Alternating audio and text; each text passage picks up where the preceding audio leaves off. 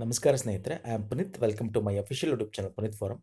ಸ್ನೇಹಿತರೆ, ಸಂವಿಧಾನ ಮತ್ತು ರಾಜಕೀಯದಲ್ಲಿ ಇವತ್ತು ಕೇಂದ್ರ ಸರ್ಕಾರದ ಪ್ರಧಾನಮಂತ್ರಿ ಮತ್ತು ಮಂತ್ರಿಮಂಡಲದ ಬಗ್ಗೆ ಡಿಸ್ಕಸ್ ಮಾಡೋಣ. ನಾನು ಕಂಪ್ಲೀಟಾಗಿ ಚಾಪ್ಟರ್ ವೈಸ್ ಒಂದಕ್ಕೊಂದು ಲಿಂಕ್ ಇರೋಂಗೆ ಕಾನ್ಸಿಕ್ಯೂಟಿವ್ ಆಗಿ ಮಾಡ್ಕೊಂಡು ಹೋಗ್ತಾ ಇದ್ದೀವಿ. ಲಾಸ್ಟ್ ನಾವು ಕೇಂದ್ರ ಸರ್ಕಾರದಲ್ಲಿ ರಾಷ್ಟ್ರಪತಿಗಳು ಮತ್ತು ಅವರ ಅಧಿಕಾರಗಳು, ವೀಟೋ, ಕ್ಷಮಾದಾನ ಏನಿದೆ ಅದನ್ನು ತಿಳ್ಕೊಂಡ್ವಿ. ಮತ್ತು ಉಪರಾಷ್ಟ್ರಪತಿಗಳ ಆಡಳಿತ ಏನು, ಅವರ ಅಧಿಕಾರಗಳೇನು, ಸೊ ಇದ್ರ ಬಗ್ಗೆ ಡೀಟೇಲ್ ತಿಳ್ಕೊಂಡ್ವಿ. ನೆಕ್ಸ್ಟು ಕೇಂದ್ರ ಸರ್ಕಾರದಲ್ಲಿ ಪ್ರಧಾನ ಮತ್ತು ಮಂತ್ರಿಮಂಡಲ ಅಂದರೆ ಕೌನ್ಸಿಲ್ ಆಫ್ ಮಿನಿಸ್ಟರ್ಸ್ ಅಂತ ಕರಿತೀವಿ. ಸರ್, ಇಲ್ಲಿ ಕೌನ್ಸಿಲ್ ಆಫ್ ಮಿನಿಸ್ಟರ್ಸ್ಗೂ ಕ್ಯಾಬಿನೆಟ್ ಮಿನಿಸ್ಟರ್ಸ್ಗೂ ಡಿಫ್ರೆನ್ಸ್ ಇದೆ. ಓಕೆ, ಕ್ಯಾಬಿನೆಟ್ ಮಿನಿಸ್ಟರ್ಗೂ ಡಿಫ್ರೆನ್ಸ್ ಇದೆ. ಕೌನ್ಸಿಲ್ ಆಫ್ ಮಿನಿಸ್ಟರ್ಸ್ ಅಂದರೆ ನಮ್ಮ ಮಂತ್ರಿಮಂಡಲ, ಕ್ಯಾಬಿನೆಟ್ ಅಂದರೆ ಸಚಿವ ಸಂಪುಟ ಅಂತ ಏನು ಕರಿತೀವಿ ಅದು ಕ್ಯಾಬಿನೆಟ್. ಓಕೆ, ಸೊ ಏನು ಡಿಫ್ರೆನ್ಸು, ಇವರ ಅಧಿಕಾರಗಳೇನು, ಇವರ ಆಡಳಿತಗಳೇನು, ಪ್ರಧಾನಮಂತ್ರಿಗಳ ಆಡಳಿತ ಏನು, ಸೊ ಇದ್ರ ಬಗ್ಗೆ ಕಂಪ್ಲೀಟಾಗಿ ತಿಳ್ಕೊಳ್ತಾ ಹೋಗೋಣ. ಮತ್ತು ಇಲ್ಲಿ ಕಿಚನ್ ಕ್ಯಾಬಿನೆಟ್ ಅಂತ ಕೂಡ ಬರುತ್ತೆ. ಇನ್ನೊಂದು ಹೊಸದಾಗಿರ್ತಕ್ಕಂಥ ಪದ ಕಿಚನ್ ಕ್ಯಾಬಿನೆಟ್ ಅಂತ. So what is kitchen cabinet, ಇದು ನಮ್ಮ ಸಂವಿಧಾನದಲ್ಲಿ ಇದೆಯೋ ಇಲ್ವೋ ಎಲ್ಲ ಡೀಟೇಲಾಗಿ ಡಿಸ್ಕಸ್ ಮಾಡ್ತಾ ಹೋಗ್ತೀನಿ. ಸೊ ಯಾರು ನನ್ನ ಫಾಲೋ ಮಾಡಬೇಕು, ನಮ್ಮ ಟೆಲಿಗ್ರಾಮ್ ಚಾನಲ್ನ ಲಿಂಕ್ ಕೂಡ ಡಿಸ್ಕ್ರಿಪ್ಷನ್ ಬಾಕ್ಸ್ ಇದೆ, ಫಾಲೋ ಮಾಡ್ಬೋದು. ಅಥವಾ ಪುನೀತ್ ಫೋರಮ್ ಅಂತ ಸರ್ಚ್ ಮಾಡಿದ್ರು ಕೂಡ ಸಿಗುತ್ತೆ ನಿಮಗೆ. ಓಕೆ, ಈ ರೀತಿ ಸಿಂಬಲ್ ಇರ್ತಕ್ಕಂಥದ್ದು. ನೀವು ಅಲ್ಲಿ ನಿಮಗೆ PDF ಆಗಿರ್ಬೋದು, ನೋಟ್ಸ್ಗಳಾಗಿರ್ಬೋದು, ಮತ್ತು ಲಿಂಕ್ಸ್ಗಳಾಗಿರ್ಬೋದು, ಬೇರೆ ವೀಡಿಯೋಸ್ಗಳದ್ದು, ಎಕ್ಸಾಮ್ ರಿಲೇಟೆಡ್ ಕ್ವಾರೀಸ್ಗಳಾಗಿರೋದು ನಿಮಗೆ ಸಿಗ್ತಾ ಹೋಗುತ್ತೆ.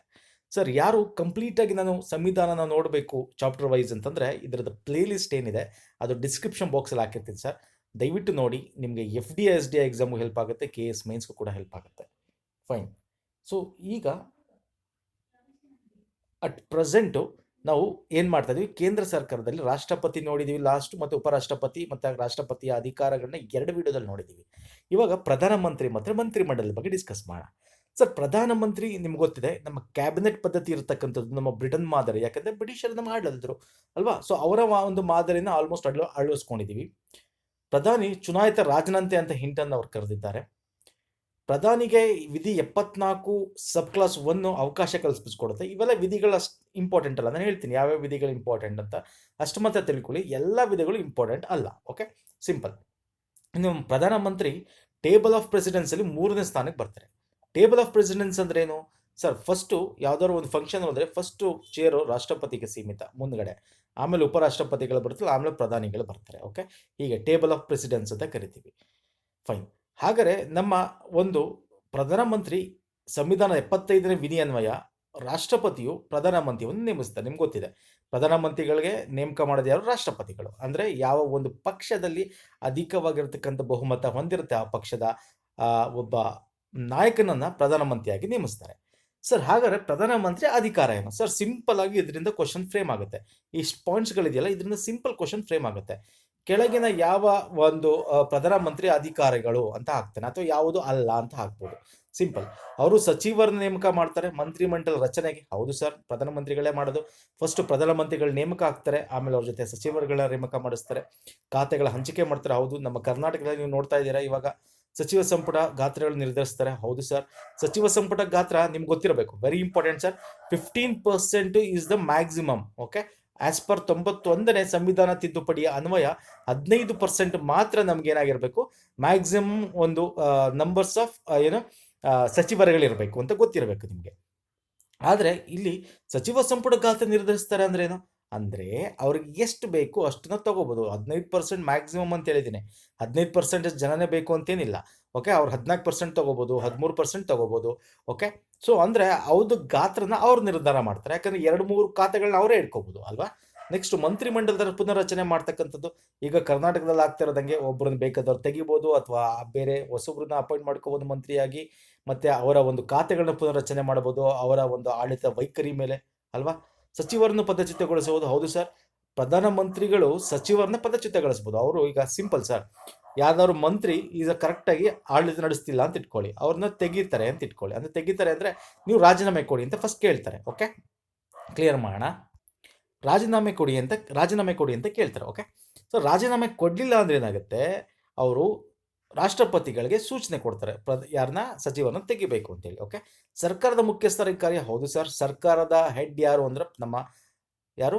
ಪ್ರಧಾನಮಂತ್ರಿಗಳು. ನಿಮ್ಗೆ ಗೊತ್ತಿರಬೇಕಲ್ವಾ, ಪ್ರಧಾನಮಂತ್ರಿಗಳು ನಮ್ಮ ಒಂದು ಎಕ್ಸಿಕ್ಯೂಟಿವ್ ಕೌನ್ಸಿಲ್ ಅಂತ ಏನು ಕರಿತೀವಿ. ಓಕೆ, ಈ ಎಕ್ಸಿಕ್ಯೂಟಿವ್ ಕಾರ್ಯಾಂಗ ಸರ್ಕಾರದ ಒಂದು ನಾಮಮಾತ್ರ ಅಧ್ಯಕ್ಷ ಯಾರಿರ್ತಾರೆ? ನಮ್ಮ ರಾಷ್ಟ್ರಪತಿಗಳು. ಆದರೆ ರಿಯಲ್ ಹೆಡ್ ಯಾರು? ನಮ್ಮ ಪ್ರಧಾನಮಂತ್ರಿಗಳು.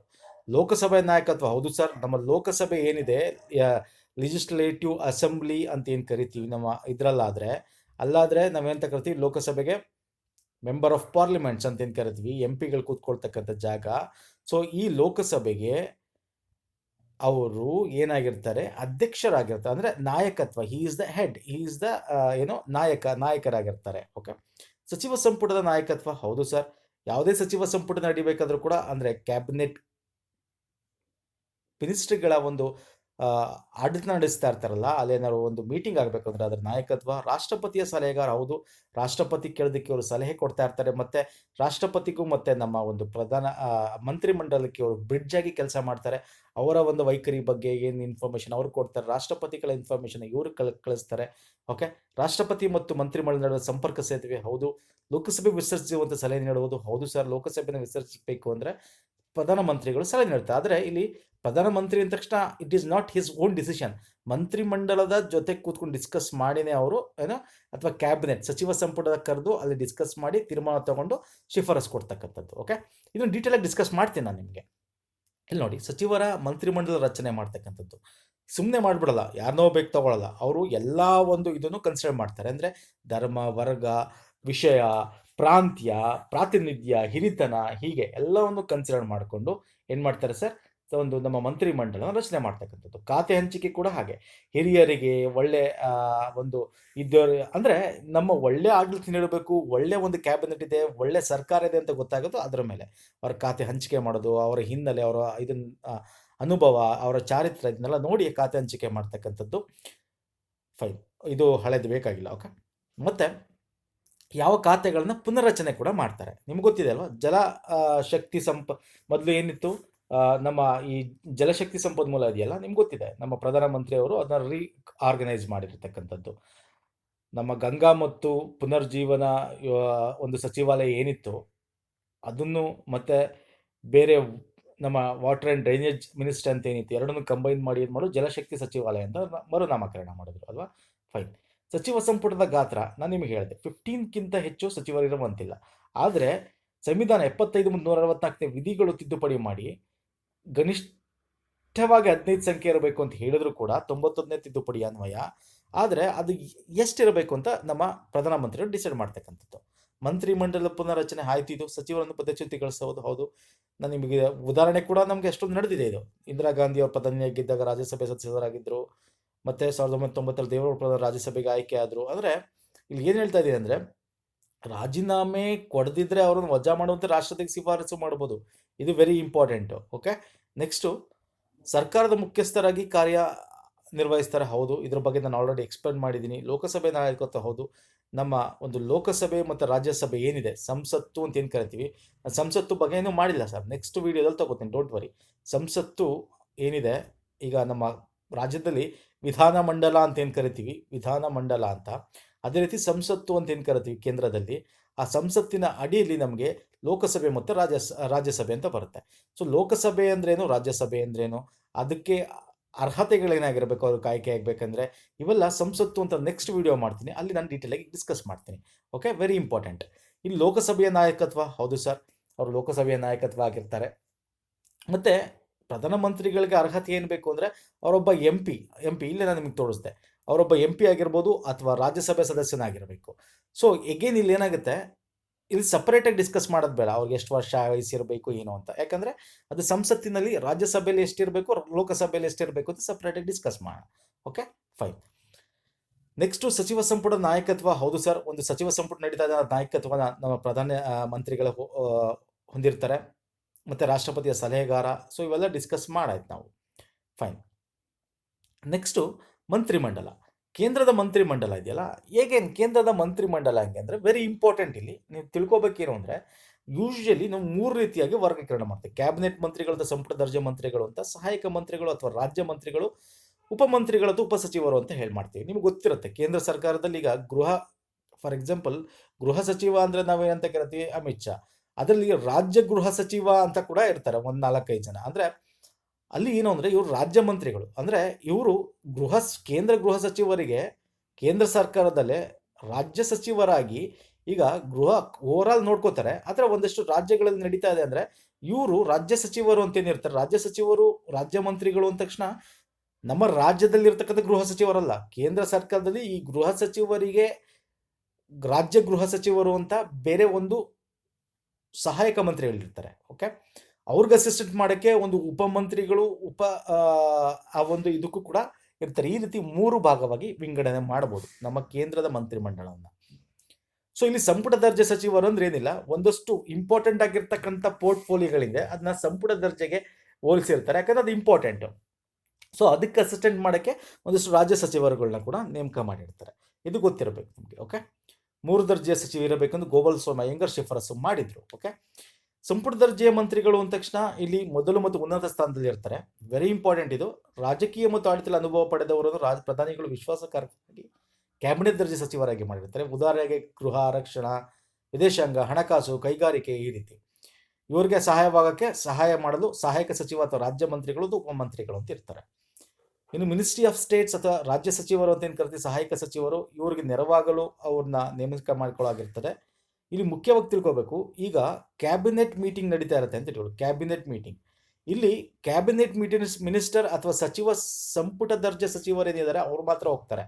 ಓಕೆ, ಇನ್ಯಾರೂ ಹೋಗಲ್ಲ, ಅಲ್ಲಿಗೆ ಯಾರೂ ಹೋಗಂಗಿಲ್ಲ. ಅರ್ಥ ಮಾಡ್ಕೋತಾ ಹೋಗಿ, ವೆರಿ ಇಂಪಾರ್ಟೆಂಟ್ ಕಾನ್ಸೆಪ್ಟ್ ಇದು. ಇಲ್ಲಿ ಏನಾಗುತ್ತೆ ಅಂದರೆ, ಅಕಸ್ಮಾತ್ ರಾಜ್ಯ ಸಚಿವರು ಬೇಕು ಅಂದರೆ ಇವರು ಕ್ಯಾಬಿನೆಟ್ ಸಚಿವರು ಏನಿದ್ದಾರೆ, ಸಂಪುಟ ದರ್ಜೆ ಸಚಿವರು ಮತ್ತು ಪ್ರಧಾನಮಂತ್ರಿಗಳ ಒಂದು ಆಹ್ವಾನದ ಮೇರೆಗೆ ಇವರು ಭಾಗವಹಿಸಬಹುದು. ಇಲ್ಲಾಂದರೆ ಇವರು ಕ್ಯಾಬಿನೆಟ್ ಸಭೆಗಳಲ್ಲಿ ಭಾಗವಹಿಸಂಗಿಲ್ಲ. ಆಹ್ವಾನದ ಮೇರೆಗೆ ಭಾಗವಹಿಸುತ್ತಾರೆ. ಆದರೆ ಇವ್ರ ಕೆಳಗೆ ಡೆಪ್ಯೂಟಿ ಮಿನಿಸ್ಟರ್, ಇನ್ನೂ ಉಪಸಚಿವರು ಇರ್ತಾರಲ್ಲ, ಅವರು ಸಂಪುಟ ಸಭೆಗೆ ಭಾಗ ಆಗುವಂತಿಲ್ಲ. ಅವ್ರನ್ನ ಆಹ್ವಾನ ಕೊಡೋದು ಇಲ್ಲ. ಅವರು ಅಂದರೆ it's not necessary. Okay, cabinet minister ಅಂದ ತಕ್ಷಣ ಏನಾಗುತ್ತೆ, ಸಂಪುಟ ದರ್ಜೆ ಸಚಿವರು ಅಂದ ತಕ್ಷಣ ದೇ ಆರ್ ಹೈ ಪೋರ್ಟ್ಫೋಲಿಯೋ ಹೊಂದಿರತಕ್ಕಂಥವ್ರು. ಓಕೆ, ವೆರಿ ಇಂಪಾರ್ಟೆಂಟ್ ಆಗಿರ್ತಕ್ಕಂಥದ್ದು ಇದು.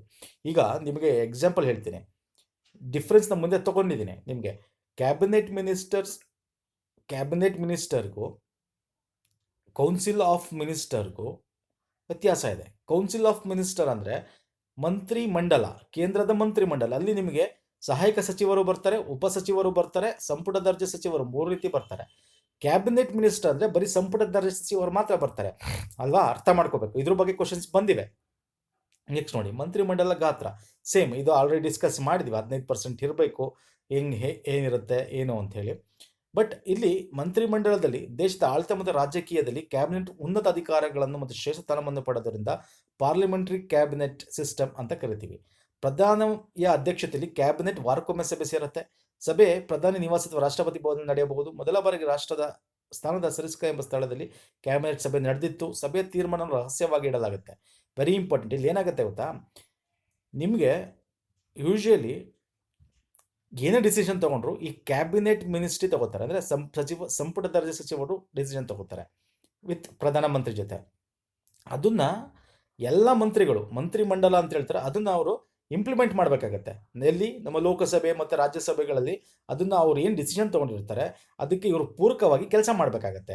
ಎಲ್ಲಿ, ಸಂಸತ್ತಿನ ಒಳಗಡೆ ಮತ್ತು ಹೊರಗಡೆ, ಎರಡೂ ಕಡೆ. ಹೊರಗಡೆ ಅಂದ್ರೇನು, ಯಾರು ಕೇಳ್ತಾರೆ ಪ್ರಶ್ನೆ ಅದ್ರ ಬಗ್ಗೆ, ಜನರೇ ಕೇಳ್ಬೋದು, ಮತ್ತು ಬೇರೆ ಯಾವುದೋ ಒಂದು ಸಂಸ್ಥೆ ಕೇಳ್ಬೋದು, ಅಥವಾ ಬೇರೆ ಯಾವುದೋ ಒಂದು ನ್ಯೂಸ್ ಚಾನಲ್ಸ್ ಕೇಳ್ಬೋದು. ಅಂದರೆ ಸೊ ಯಾವುದಕ್ಕೆ ಕೇಳಿದ್ರು ಕೂಡ ಅವರು ಅದಕ್ಕೆ ಪೂರಕವಾಗಿ ಉತ್ತರ ಕೊಡಬೇಕಂದ್ರೆ ಇದಕ್ಕೆ ಬದ್ಧವಾಗಿರಬೇಕು ಎಲ್ಲ. ಅಂದರೆ cabinet is a big one, ಅಂದರೆ ಡಿಸಿಷನ್ ಮೇಕಿಂಗಲ್ಲಿ. ಆದರೆ ಕೌಂಟಲ್ಲಿ ನಂಬರ್ ಆಫ್ ಮಿನಿಸ್ಟರ್ ಕಮ್ಮಿ ಇರ್ತಾರೆ. ಮಂತ್ರಿಮಂಡಲ ಇಸ್ ಕಲೆಕ್ಟಿವ್ ಆಫ್ ಕ್ಯಾಬಿನೆಟ್ ಸಚಿವರು, ರಾಜ್ಯ ಸಚಿವರು, ಉಪಸಚಿವರು. ಓಕೆ, ಅರ್ಥ ಮಾಡ್ಕೊಳ್ಳಿ. ಆದರೆ ಇವು ಒಂದು ಕ್ಯಾಬಿನೆಟ್ಟಲ್ಲಿ ಏನು ನಡೆದಿರುತ್ತೆ ಅದನ್ನು ಇಂಪ್ಲಿಮೆಂಟ್ ಮಾಡಬೇಕು, ಕಾರ್ಯಗತಕ್ಕೆ ತರಬೇಕಾಗತ್ತೆ. Okay, fine. ಇದು ವೆರಿ ಇಂಪಾರ್ಟೆಂಟ್. ಇದು ಫೈನ್. ಭಾರತದ ಕ್ಯಾಬಿನೆಟ್ ಈ ಕೆಳಕಂಡ 4 ಕರ್ತವ್ಯಗಳನ್ನು ನಿರ್ವಹಿಸುತ್ತೆ. ಸರ್ಕಾರ ನಿಯಮಗಳನ್ನು, ಶಾಸನಗಳನ್ನು ರಚಿಸಲು ಅನುಮತಿ ನೀಡುವುದು. ನೋಡಿ, ವೆರಿ ಇಂಪಾರ್ಟೆಂಟ್. ಪ್ರಮುಖ ನೇಮಕಗಳನ್ನು ರದ್ದು ಮಾಡುವುದು. ಹೌದು, ನಿಮ್ಗೆ ಗೊತ್ತಿದೆಯಲ್ಲ, ಎಷ್ಟೊಂದು ನಾವು ನೇಮಿಸ್ತೀವಿ ಅಲ್ವಾ, ನಾವು ನಿಮ್ಗೆ ಗೊತ್ತಿದೆ. ಈಗ ಪ್ರಧಾನಮಂತ್ರಿಗಳು ಎಷ್ಟೊಂದು ಕಡೆ ಅಧಿಕಾರಿಗಳನ್ನ ನೇಮಿಸಬೇಕಾದ್ರೆ ಯಾರನ್ನ, ಈಗ ಫಾರ್ ಎಕ್ಸಾಂಪಲ್ ನಾನು ಇಲ್ಲಿ ಮುಂದೆ ತೊಗೊಂಡಿದ್ದೀನಿ ನೋಡಿ, ವಿವಿಧ ಇಲಾಖೆ ನಡುವೆ ಉಂಟಾಗುವ ವಿವಾದ ಬಗೆಹರಿಸುವುದು. ನಮ್ಮ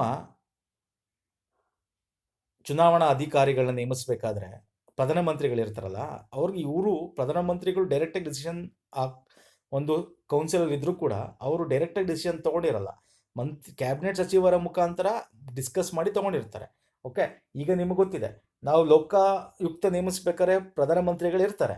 ಆದರೆ ಅಲ್ಲಿ ಪ್ರಧಾನಮಂತ್ರಿಗಳ ಡಿಸಿಷನ್ ಫೈನ್, ಮತ್ತೆ ನಮ್ಮ ಲೋಕಸಭೆಯ ವಿರೋಧ ಪಕ್ಷದವರು ಇರ್ತಾರೆ, ಸ್ಪೀಕರ್ ಇರ್ತಾರೆ, ಮತ್ತೊಬ್ಬರು ಮಗಳು ಎಲ್ಲ ಇರ್ತಾರೆ. ಅದರಲ್ಲಿ ಮಂತ್ರಿಮಂಡಲ ಇರಲ್ಲ ಅಥವಾ ಕ್ಯಾಬಿನೆಟ್ ಸಚಿವರು ಇರಲ್ಲ. ಆದರೆ ಪ್ರಧಾನಿಗಳು ಅಲ್ಲಿಗೆ ಹೋಗೋಕ್ಕಿಂತ ಮುಂಚೆ ಇದು ಏನು ಅಂತಂದರೆ ಇದು ಒಂದು ನಾವು ಅಂಡರ್ಸ್ಟುಡ್, ಅವರು ಮಂತ್ರಿಮಂಡಲ ಅಥವಾ ಕ್ಯಾಬಿನೆಟ್ ಸಚಿವರ ಜೊತೆ ಡಿಸ್ಕಸ್ ಮಾಡ್ಕೊಂಡೇ ಹೋಗಿರ್ತಾರೆ. ಓಕೆ, ಕ್ಯಾಬಿನೆಟ್ ಮುಖ್ಯ ಕರ್ತವ್ಯಗಳೇನು? ಸುಗ್ರೀವಾಜ್ಞೆ ಘೋಷಿಸೋದು. ನೋಡಿ, ವೆರಿ ಇಂಪಾರ್ಟೆಂಟ್. ಸುಗ್ರೀವಾಜ್ಞೆನ ಪ್ರಧಾನಮಂತ್ರಿಗಳು ರಾಷ್ಟ್ರಪತಿಗಳು ಘೋಷಣೆ ಮಾಡೋಕ್ಕಿಂತ ಮುಂಚೆ ಪ್ರಧಾನಮಂತ್ರಿ ಮತ್ತು ಮಂತ್ರಿಮಂಡಲ ಇಬ್ಬರು ಸಲಹೆ ಬೇಕು. ಬರೀ ಪ್ರಧಾನಿ ಸಲಹೆ ಇದ್ರಾಗಲ್ಲ, ಮಂತ್ರಿಮಂಡಲ ಪ್ರಧಾನಮಂತ್ರಿ ಸಲಹೆ ಇದ್ದಾಗ ಮಾತ್ರ ಸುಗ್ರೀವಾಜ್ಞೆ ಘೋಷಿಸಕ್ಕೆ ಸಾಧ್ಯ. ತುರ್ತು ಪರಿಸ್ಥಿತಿನೂ ಹಾಗೆ ಕೂಡ ನಿಮ್ಗೆ ಗೊತ್ತಿರಬೇಕು. ಇಂದಿರಾ ಗಾಂಧಿ ಅವರು ತುರ್ತು ಪರಿಸ್ಥಿತಿನ ಡೈರೆಕ್ಟಾಗಿ ಘೋಷಣೆ ಮಾಡಿಬಿಟ್ಟಿದ್ರು. ಆದರೆ ಅವಾಗೇನಾಯಿತು, ಆಮೇಲೆ ತಿದ್ದುಪಡಿ ಮಾಡಿ ಮಂತ್ರಿಮಂಡಲದ ಸಲಹೆ ಮೇಲೆಗೆ, ಅಂದರೆ ಪ್ರಧಾನಮಂತ್ರಿ ಮತ್ತು ಮಂತ್ರಿಮಂಡಲದ ಸಲಹೆ ಮೇರೆಗೆ ಮಾತ್ರ ತುರ್ತು ಪರಿಸ್ಥಿತಿ ಘೋಷಿಸಬೇಕು. ಯಾಕಂದರೆ ಇಂದಿರಾ ಗಾಂಧಿಯವರು ತುರ್ತು ಪರಿಸ್ಥಿತಿ ಘೋಷಿಸಿದಾಗ 1975-76 ಏನಾಯಿತು ಅಂದರೆ ಅವರು ಮಂತ್ರಿಮಂಡಲದ ಸಲಹೆನೇ ತೊಗೊಂಡಿರಲಿಲ್ಲ. ಸೊ ಆಮೇಲೆ ಅಂತ ತಿದ್ದುಪಡಿ ತರ್ತಾರೆ 44ನೇ ತಿದ್ದುಪಡಿ ಮುಖಾಂತರ ಅಲ್ವಾ.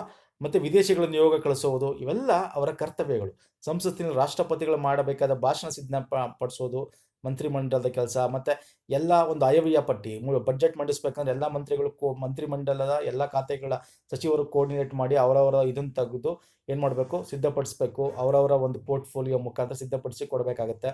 ಓಕೆ, ಅಗತ್ಯವಿದ್ದಾಗ ಸಂವಿಧಾನಕ್ಕೆ ಸೂಕ್ತ ತಿದ್ದುಪಡಿ ತರುವುದು, ಸಂವಿಧಾನ ಅಧಿವೇಶನ ಕರೆಯುವುದು, ಮುಂದೂಡುವುದು, ವಿಸರ್ಜಿಸೋದು ಬಗ್ಗೆ ಕೂಡ ಹೌದು.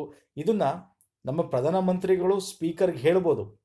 ಆದರೆ ಇಲ್ಲಿ ಪ್ರಧಾನಮಂತ್ರಿ ಡೈರೆಕ್ಟಾಗಿ ಹೇಳಲ್ಲ, ಮಂತ್ರಿಮಂಡಲ ಸಲಹೆ ಮೇರೆಗೆ ಅವರು ರೂಪಿಸ್ತಕ್ಕಂಥದ್ದು. ಓಕೆ, ಇನ್ನು ಯೋಜನಾ ಮಂಡಳಿ ರೂಪಿಸಿದ ಯೋಜನೆ ಚರ್ಚಿಸಿ ಅನುಮತಿ ನೀಡತಕ್ಕಂಥದ್ದು ರಾಜ್ಯಪಾಲರು, supreme court, high court judge, UPSC president, members, ಪ್ರಧಾನ ಮತ್ತು ಇನ್ನಿತರ ಚುನಾವಣಾ ಅಧಿಕಾರಿಗಳು, ಕಂಟ್ರೋಲ್, ಆಡಿಟ್ ಜನರಲ್, ರಾಯಬಾರ ನೇಮಕ ಶಿಫಾರಸು ನಾನು ಹೇಳಿಲ್ವಾ. ಸೊ ಇವೆಲ್ಲನೂ ಅಂದರೆ ಯಾವ ಒಂದು ಅಧಿಕಾರಿಗಳು UPSCನ ಪ್ರೆಸಿಡೆಂಟ್ ಆಗಿರ್ಬೋದು, ಜಡ್ಜ್ಗಳಾಗಿರ್ಬೋದು, ಇದು ಪ್ರಧಾನಮಂತ್ರಿಗಳು ನೇಮಕ ಮಾಡ್ಬೋದು ರಾಷ್ಟ್ರಪತಿಗಳ ಮುಖ. ಆದರೆ ಇವರ ಸಲಹೆ ಶಿಫಾರಸು ಪ್ರಧಾನಮಂತ್ರಿಗಳು ತೊಗೊಂಡಿರ್ತಾರೆ. Okay, fine. ಕ್ಯಾಬಿನೆಟ್ ಸೆಕ್ರೆಟರಿ ಬಗ್ಗೆ ನಿಮ್ಗೆ ಗೊತ್ತಿದೆ, ಅವರೊಬ್ಬರು ಏನೋ ಇವ್ರಿಗೆ ಸಹಾಯ ಮಾಡಲು ಇರ್ತಕ್ಕಂಥದ್ದು.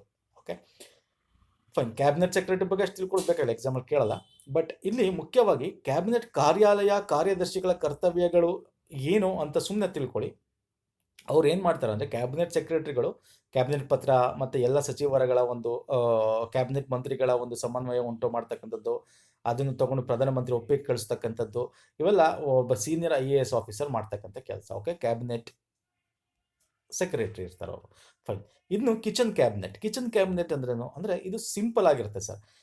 ಏನು ಅಂದರೆ ಇದು ಪ್ರಧಾನಮಂತ್ರಿಯನ್ನು ಅದರ ಮುಖ್ಯಸ್ಥರಾಗಿ ಮತ್ತು ಸುಮಾರು 15-20 ಪ್ರಮುಖ ಮಂತ್ರಿಗಳು ಒಳಗಡೆ ಸಂಪುಟದ ಅನೌಪಚಾರಿಕ ಇನ್ಫಾರ್ಮಲ್ದಲ್ಲಿ ಒಂದು ಸಂಸ್ಥೆ. ಇಲ್ಲಿ ನಮಗೆ ಸಂವಿಧಾನದಲ್ಲಿ ಇದಿಲ್ಲ.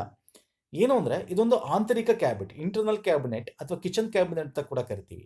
ಇಲ್ಲಿ ಏನಾಗುತ್ತೆ ಅಂದರೆ ಪ್ರಧಾನಮಂತ್ರಿ ಇರ್ತಾರೆ, ಅವ್ರಿಗೆ 2-4 ಪ್ರಭಾವಿ ಸಹೋದ್ಯೋಗಿಗಳು ಒಳಗೊಂಡಿರ್ತಾರೆ, ಅವ್ರ ಮೇಲೆ ನಂಬಿಕೆ ಹೊಂದಿರ್ತಾರೆ, ಪ್ರತಿ ಸಮಸ್ಯೆನಲ್ಲಿ ಚರ್ಚಿಸ್ತಾರೆ.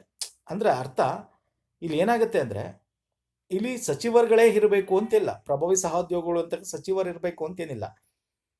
ಸಚಿವರು ಬಿಟ್ಟು ಬೇರೆ ಇರ್ಬೋದು. ಈಗ ಫಾರ್ ಎಕ್ಸಾಂಪಲ್ ಮನಮೋಹನ್ ಸಿಂಗ್ ಸರ್ಕಾರ ಇದ್ದಾಗ ಈ ಕ್ಯಾಬಿನೆಟ್ ಕಿಚನಲ್ಲಿ ಏನಾಗುತ್ತೆ, ಅವರ ಕುಟುಂಬದವರು ಕೂಡ ಸೇರ್ಕೋಬೋದು. ಈಗ ಮನಮೋಹನ್ ಸಿಂಗ್ ಅವರು ಪ್ರಧಾನಮಂತ್ರಿ ಆಗಿದ್ದಾಗ ಇಂದಿರಾ ಗಾಂಧಿ ಅವರು ಇದ್ರು, ಅವ್ರ ಸಚಿವ ಸಂಪುಟದಲ್ಲೇ ಇರಲಿಲ್ಲ, ಅವರು ಕ್ಯಾಬಿನೆಟ್ ಸಚಿವರಿದ್ರು. ಅಂದರೆ ಇದು ಎಷ್ಟು ಪವರ್ಫುಲ್ ಅಂದರೆ ಇಲ್ಲಿ ನಮಗೆ ಬೇಕಾದವ್ರನ್ನ ಸೇರಿಸ್ಕೊಂಡು ಡಿಸ್ಕಸ್ ಮಾಡಿ ಅದನ್ನ ಸರ್ಕಾರದ ಇಂಪ್ಲಿಮೆಂಟೇಷನ್ ಮಾಡ್ತಕ್ಕಂಥದ್ದು, ಇದನ್ನು ಕಿಚನ್ ಕ್ಯಾಬಿನೆಟ್ ಅಂತ ಕರಿತೀವಿ. ಇದು ನಮ್ಮ ಸಂವಿಧಾನ ಎಲ್ಲೂ ಇಲ್ಲ, ಇದೊಂದು ರೂಢಿಗೆ ಬಂದಿರತಕ್ಕಂಥದ್ದು. ಇಲ್ಲಿ ಕ್ಯಾಬಿನೆಟ್ ಮಂತ್ರಿಗಳು ಮಾತ್ರವಲ್ಲದೆ ಹೊರಗಿನವರು, ಸ್ನೇಹಿತರು ಮತ್ತು ಪ್ರಧಾನಮಂತ್ರಿಯ ಸಹೋದ್ಯೋಗಿಗಳು ಕೂಡ ಇಲ್ಲಿ ಸೇವೆ ಇರ್ತಾರೆ ಇದರಲ್ಲಿ. ಓಕೆ, ಕಿಚನ್ ಕ್ಯಾಬಿನೆಟ್ ಅಂದರೆ ಇಷ್ಟೇ. ಯಾರು ಬೇಕಾದ್ರೂ ಅದರಲ್ಲಿ ಪ್ರಧಾನಮಂತ್ರಿಗಳು ತೊಗೊಂಡಿರ್ತಾರೆ, ಡಿಸ್ಕಸ್ ಮಾಡೋಕ್ಕೋಸ್ಕರ ಅದನ್ನ ಕಿಚನ್ ಕ್ಯಾಬಿನೆಟ್ ಅಂತ ಕರಿತೀವಿ. ಸರ್, ಇನ್ನು ಮಂತ್ರಿಮಂಡಲ ಮತ್ತು ಸಚಿವ ಸಂಪುಟ, ಕೌನ್ಸಿಲ್ ಆಫ್ ಮಿನಿಸ್ಟರ್ ಮತ್ತು ಕ್ಯಾಬಿನೆಟ್ಗೆ ಏನು ಡಿಫ್ರೆನ್ಸು? ವೆರಿ ಇಂಪಾರ್ಟೆಂಟ್, ಇದು ತಿಳ್ಕೋಬೇಕು. ಮಂತ್ರಿಮಂಡಲದಲ್ಲಿ 3 ರೀತಿ ಸಚಿವರು ಇರ್ತಾರೆ, ಅದರಿಂದ 60-70 ಜನ ನಿಮಗೆ ಇರುತ್ತೆ, ದೊಡ್ಡದಾಗಿರುತ್ತೆ. ಆದರೆ ಸಚಿವ ಸಂಪುಟ ಅಂತಂದರೆ ಕ್ಯಾಬಿನೆಟ್ ಸಂಪುಟ ದರ್ಜೆ ಅಂದರೆ 15-20 ಮಂತ್ರಿ ಮಾತ್ರ ಸಂಪುಟ ದರ್ಜೆ ಸಚಿವರಾಗಿರ್ತಾರೆ. ಓಕೆ, ವೆರಿ ಇಂಪಾರ್ಟೆಂಟ್ ಇದು. ನೆಕ್ಸ್ಟು ಮಂತ್ರಿಮಂಡಲ ಸೈದ್ಧಾಂತಿಕವಾಗಿ ಎಲ್ಲ ಅಧಿಕಾರ ಹೊಂದಿರುತ್ತೆ. ವಾಸ್ತವಿಕವಾಗಿ ಸೈದ್ಧಾಂತಿಕವಾಗಿ ಇದು ಹೊಂದಿದ್ರೂ ಕೂಡ ವಾಸ್ತವಿಕವಾಗಿ ಅಧಿಕಾರ ಚಲಾಯಿಸೋದು ಯಾವುದು? ನಮ್ಮ ಸಚಿವ ಸಂಪುಟದಲ್ಲಿ. ಯಾವ ಅಧಿಕಾರಗಳ ಏನು ತೊಗೊಂಡಿರ್ತಾರೆ ಡಿಸಿಷನ್ನು ಮಂತ್ರಿಮಂಡಲ ಅದನ್ನು ನೆರವೇರಿಸಬೇಕಾಗತ್ತೆ. ಎಲ್ಲಿ? ನಮ್ಮ ಸದನದಲ್ಲಿ ಮತ್ತು ಹೊರಗಡೆ. ನೆಕ್ಸ್ಟ್ ಮಂತ್ರಿಮಂಡಲ ಕಾರ್ಯಗಳನ್ನು ಸಚಿವ ಅಧಿಕಾರಗಳನ್ನು ಹೊಂದಿದ್ದೆ. ಮಂತ್ರಿಮಂಡಲವು ತಾನು ಕೈಗೊಂಡ ಅಧಿಕಾರಗಳನ್ನು ಕಾರ್ಯಗತಗೊಳಿಸುವಂತೆ ಸೂಚಿಸುತ್ತೆ. ಫೈನ್, ಇದೆರಡು ಸೇಮ್. ಸಚಿವ ಸಂಪುಟ ತೆಗೆದುಕೊಳ್ಳುವ ನಿರ್ಧಾರವನ್ನು ಕಾರ್ಯಗತಗೊಳಿಸುತ್ತೆ. ನೋಡಿ, ಮಂತ್ರಿಮಂಡಲ ಕಾರ್ಯಗತಗೊಳಿಸಬೇಕು, ಮಂತ್ರಿಮಂಡಲವು ತೆಗೆದುಕೊಂಡ ನಿರ್ಧಾರಗಳನ್ನು ಕಾರ್ಯಗತಗೊಳಿಸುವ ಮೇಲ್ವಿಚಾರಣೆ ಮಾಡುತ್ತೆ. ಓಕೆ, ಅಂದರೆ ಸೇಮು. ಇಲ್ಲಿ ಸಚಿವ ಸಂಪುಟ ಅಂದರೆ ಸಚಿವ ದರ್ಜೆ ಸಚಿವರು, ಮಂತ್ರಿಮಂಡಲ ಅಂದ ತಕ್ಷಣ ಇವರು ಕೂಡ ಇಲ್ಲಿರ್ತಾರೆ. ಓಕೆ, ಇವರು ಕೂಡ ಇಲ್ಲಿರ್ತಾರೆ. ನೆಕ್ಸ್ಟ್ ಮಂತ್ರಿಮಂಡಲವು ಕೆಳಮನೆಗೆ ಲೋಕಸಭೆಗೆ ಸಾಮೂಹಿಕ ಹೊಣೆಯಾಗಿರುತ್ತೆ. ವೆರಿ ಇಂಪಾರ್ಟೆಂಟ್ ಇದು. ಸಚಿವ ಸಂಪುಟದ ಮಂತ್ರಿಮಂಡಲ ಕೆಳಮನೆ ಸಾಮೂಹಿಕ ಹೊಣೆಗಾರನ್ನು ಜಾರಿಗೊಳಿಸುತ್ತೆ. ಹೌದು, ಇಲ್ಲಿ ಮಂತ್ರಿಮಂಡಲ ಯಾವಾಗಲೂ ಕೂಡ ಯಾವುದೇ ಆದ ಮಂತ್ರಿಮಂಡಲ ಸಾಮೂಹಿಕ ಜವಾಬ್ದಾರಿ ಲೋಕಸಭೆಗೆ. ಓಕೆ, ಲೋಕಸಭೆಗೆ ಸಾಮೂಹಿಕ ಜವಾಬ್ದಾರಿ, ಕಲೆಕ್ಟಿವ್ಲಿ ರೆಸ್ಪಾನ್ಸಿಬಲ್ ಟು ಲೋಕಸಭೆ. ನಾನು ಇದ್ರ ಕ್ವಶನ್ಸ್ ಕೂಡ ತಗೊಂಡಿದ್ದೀನಿ. ಯಾಕೆ ಲೋಕಸಭೆ ಜನರಿಂದ ಆಯ್ಕೆ ಆಗಿರ್ತಕ್ಕಂಥ ಸಭೆ. ಅದೊಂದು ಕೆಳಮನೆ. ಲೋಕಸಭೆ ಅಂದರೆ ನಮ್ಮ ಡೈರೆಕ್ಟ್ ಆಗಿ ಜನರಿಂದ ಆಯ್ಕೆ ಆಗಿರ್ತಕ್ಕಂಥವ್ರು. ಸೊ ಅದರಿಂದ ಯಾವಾಗಲೂ ಹೊಣೆಗಾರಿಕೆ ಅದಕ್ಕಾಗಿರುತ್ತೆ. ಫೈನ್. ಇನ್ನು 44ನೇ ತಿದ್ದುಪಡಿ ಮೂಲಕ ಸಚಿವ ಸಂಪುಟ ಎಂಬ ಪದವನ್ನು 352ನೇ ವಿಧಿಗೆ ಸೇರಿಸಲಾಯಿತು. ಓಕೆ, ಯಾವಾಗ ಸಚಿವ ಸಂಪುಟ ಅಂತ ಮೊದಲು ಇರಲಿಲ್ಲ. ಸಂವಿಧಾನದ 74 ಮತ್ತು 75ನೇ ವಿಧಿಗಳು ಮಂತ್ರಿಮಂಡಲದ ಬಗ್ಗೆ ವಿವರಣೆ ನೀಡುತ್ತೆ. ಅಂದರೆ ಮಂತ್ರಿಮಂಡಲ ಅಂತಕ್ಕಂಥದ್ದು ಇದೆ. ಅದರಿಂದ ಯಾವಾಗಲೂ ನಾವು ಏನಂತ ಸಂವಿಧಾನದ ಇದೆ ಅಂದರೆ ಪ್ರಧಾನಮಂತ್ರಿ ಮತ್ತು ಮಂತ್ರಿಮಂಡಲ ಅಂತ ಇರುತ್ತೆ. ಸಚಿವ ಸಂಪುಟ ಅಥವಾ ಸಚಿವ ಕ್ಯಾಬಿನೆಟ್ ಅಂತ ನಾವು ಕರೆದಿದ್ದು ಯಾವಾಗ ಅಂದರೆ 44ನೇ ತಿದ್ದುಪಡಿಯಲ್ಲಿ 352ನೇ ವಿಧಿಗೆ ಸೇರಿಸಲಾಗಿರ್ತಕ್ಕಂಥದ್ದು. ಓಕೆ ಸರ್, ಇದಿಷ್ಟು ಪ್ರಮುಖವಾಗಿ ಏನಾಗಿದೆ ನಮ್ಮ ಪ್ರಧಾನಮಂತ್ರಿ ಮತ್ತು ಮಂತ್ರಿಮಂಡಲದ ಬಗ್ಗೆ. ಇನ್ನು ಸಂಸತ್ತು ವೆರಿ ಇಂಪಾರ್ಟೆಂಟು. ಸಂಸತ್ತಿನ ಅಡಿ ಕೇಂದ್ರ ಸರ್ಕಾರದಲ್ಲಿ ಸಂಸತ್ತು ಇಸ್ ವೆರಿ ಬಿಗ್ ಚಾಪ್ಟರ್. ಅದ್ರ ಬಗ್ಗೆ ಡಿಸ್ಕಸ್ ಮಾಡಬೇಕಾಗತ್ತೆ. ಅಲ್ಲಿ ನಮಗೆ ಲೋಕಸಭೆ ಇದೆ, ರಾಜ್ಯಸಭೆ ಇದೆ. ಲೋಕಸಭೆಯ ಅಧಿಕಾರ ಏನು, ರಾಜ್ಯಸಭೆಯ ಅಧಿಕಾರ ಏನು, ಇವರ ಅರ್ಹತೆ ಏನಾಗಿರಬೇಕು, ಇವರ ಅರ್ಹತೆ ಏನಾಗಿರಬೇಕು, ಇವರ ಕಾರ್ಯಾಂಗೀಯ ಅಧಿಕಾರವೇನು, ಶಾಸನೀಯ ಅಧಿಕಾರವೇನು, ಹಣಕಾಸಿನ ಅಧಿಕಾರವೇನು, ಸೊ ಇವ್ರದ್ದು ಏನು, ಇವೆಲ್ಲ ಡಿಸ್ಕಸ್ ಮಾಡಬೇಕಾಗತ್ತೆ. ಇದೊಂದು ಬಿಗ್ ಚಾಪ್ಟರ್ ಆಗುತ್ತೆ. ಸೊ ಇದು ನೆಕ್ಸ್ಟ್ ವಿಡಿಯೋದಲ್ಲಿ ತರ್ತೀನಿ ಅಂತ ಹೇಳ್ತಾ ಇಲ್ಲಿ ವಿಡಿಯೋ ಮುಗಿಸ್ತೀನಿ. ಇದ್ರ ನೆಕ್ಸ್ಟು ಹಿಂಗೆ ಮುಂದಕ್ಕೆ ಹೋಗ್ತಾ ಹೋಗೋಣ. ಆಮೇಲೆ ರಾಜ್ಯ ಸರ್ಕಾರ ತಗೋಣ. ಮತ್ತು ಆಲ್ರೆಡಿ ನಾನು ನ್ಯಾಯಾಲಯ ವ್ಯವಸ್ಥೆ ಮುಗಿಸಿದ್ದೀನಿ. ರಾಜ್ಯ ಸರ್ಕಾರದ ರಾಜ್ಯಪಾಲರು ಬರ್ತಾರೆ, ಅಲ್ಲೂ ಕೂಡ ನಮ್ಮ ವಿಧಾನಮಂಡಲ ಬರುತ್ತೆ, ಅಲ್ಲೂ ಕೂಡ CM ಮತ್ತು ಕೌನ್ಸಿಲ್ ಆಫ್ ಮಿನಿಸ್ಟರ್ ಅಂದರೆ ಮಂತ್ರಿಮಂಡಲ ಬರುತ್ತೆ. ಎಲ್ಲ ಡಿಸ್ಕಸ್ ಮಾಡೋಣ ಅಂತ ಹೇಳ್ತಾ ವಿಡಿಯೋ ಮುಗಿಸ್ತಾ ಇದ್ದೀನಿ. ಈ ಕಂಪ್ಲೀಟ್ ವಿಡಿಯೋಗಳ ಸೀರೀಸ್ ನಿಮಗೆ ಪ್ಲೇಲಿಸ್ಟ್ ಬೇಕು ಅಂದರೆ ನಾನು ಕಮೆಂಟ್ ಸೆಕ್ಷನಲ್ಲಿ ಫಸ್ಟ್ ಕಮೆಂಟಲ್ಲಿ ಹಾಕಿರ್ತೀನಿ. ಆ ಲಿಂಕ್ ನೀವು ಅಲ್ಲಿಂದ ನೀವು ತೊಗೋಬೋದು ಸ್ನೇಹಿತರೆ. ಮತ್ತು ಡಿಸ್ಕ್ರಿಪ್ಷನ್ ಬಾಕ್ಸಲ್ಲಿ ಇರುತ್ತೆ. ನಮಸ್ಕಾರ, ಧನ್ಯವಾದಗಳು.